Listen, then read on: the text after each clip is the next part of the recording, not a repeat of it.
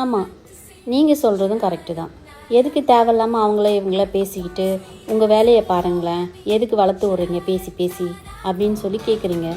ஆமாம், நான் ஒத்துக்கிறேன், நீங்கள் சொல்கிறது கரெக்டு தான்.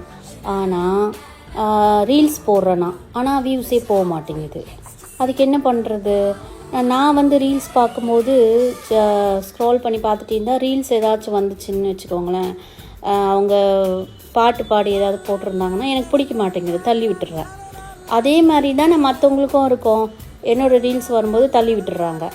அப்போது மற்றவங்க ஏதாவது கண்டென்ட் பேசியிருந்தாங்கன்னா அவங்க என்ன பேசியிருக்காங்க, எதை பற்றி பேசியிருக்காங்க அப்படின்னு சொல்லிட்டு நான் ரொம்ப ஆர்வமாக பார்க்குறேன்.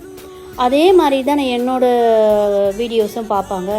அதுக்காக தான் நான் வந்து இப்போது பேசி மற்றவங்கள பற்றியெல்லாம் பேசி ரீல்ஸ் போடலான் இருக்கேன். ஓகே தானே? இப்போ பார்ப்பீங்க தானே? அதுக்கு தான், வேறு ஒன்று.